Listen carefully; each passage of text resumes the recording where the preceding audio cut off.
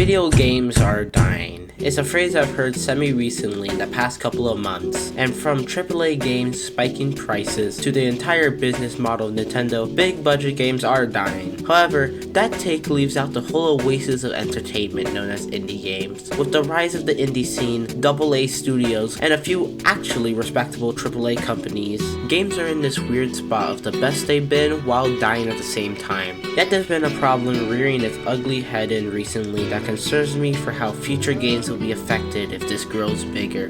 Damage on contact in this game is absurd. Look at the way I'm getting hurt by brushing up against this boss. You would think that she was covered in lava-encrusted thorns. This clip came from a game reviewer who complained that Silksong was too hard. And no matter your opinion on the video, this idea of people ranting about games being too difficult not just annoys me, but if it was added to the game can actually diminish its experience. But it's not like there's a chance any incompetent higher-up looking for money sees this minor yet loud crowd of people and outright forces the developers to change a well-crafted difficulty system, right? Roll the intro. Welcome to Ace Rodney Talks for the Superstars. Tonight, great guest, the incredible.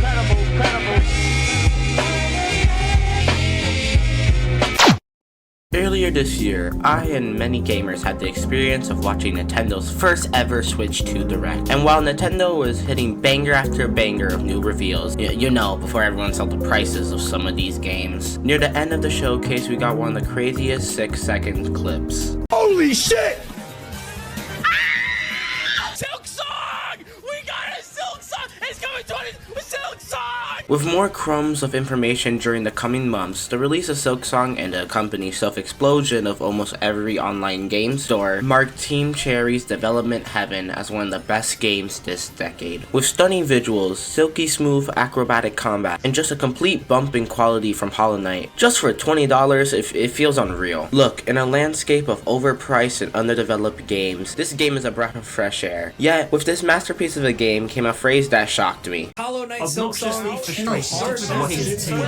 It's just too damn hard. It feels punishing and rarely rewarding to play. And out of all players that have outcry about a game being too hard, my last thought would be Souls-like fans. And I know most actual fans were looking at this minority of complaints like, What? But what really shocked me was Team Cherry actually responding, announcing a patch which changed some of the bosses. And no matter what your opinion is on whether this patch really helps make the game easier or not, there's still a lingering feeling inside me that makes me nervous about the future of games. The idea that some industry bigwigs can diminish a game's experience just from some outcry on the internet. Which is what I wanted to explore, exactly how a game should patch their difficulty, and why this idea of patching a game due to any complaint can generally hurt the future of games as we know it. However, before discussing how a game should be balanced, we need to talk about what makes a game difficult.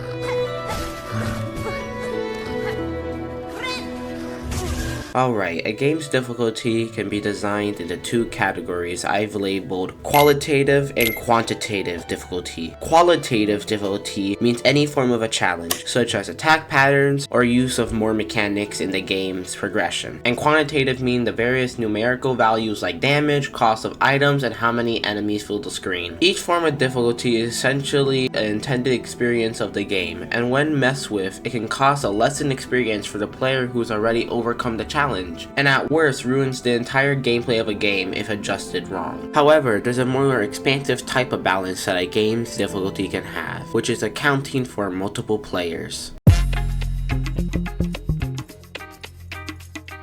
Now everything we just talked about is just the basics of difficulty balancing, since a fighting game's balancing is far more complex than any single player game, and it's basically impossible to perfect. Because in games like Silksong or Elden Ring, developers make what is referred to as a player versus environment experience, where a single player goes against a pre-made challenge the creator makes. Where in player versus player games, the developers must find a way to balance difficulty for an infinite number of decisions either players could could make, which leads to a mass amount of planning involved in balance more than any PvE game could need. And to help understand this form of balance, we need to look at the core of any character in a fighting game, the flowchart. For those who don't know, a flowchart is simply a series of actions a player needs to take to get the desired outcome in a fight. This term originated from fighting games, but I think it can be applied to any PvP experience, as at its core it really is just a more complex version of attack patterns, with the best example of this being with grapplers. Since grabs in fighting games are unblockable, an opponent is presented with two choices: either avoid by dashing or jumping, or predict it's a bait to get a free punish and block normally. With a complex level of balancing, fighting game developers need to be very particular with how they patch their game, as a bad patch can destroy a game. So the best way to balance a game is to focus less on the variables and more focus on the intuitive gameplay, making the game more enjoyable through expression of the player's fighting style, then fairer to play. But what happens when even an enjoyable game morphs from its original shape, living so long that the original identity of the game is gone? And while sometimes this change of identity can be on par or even better than original, sometimes it slowly muddles, turning into a husk of what came before.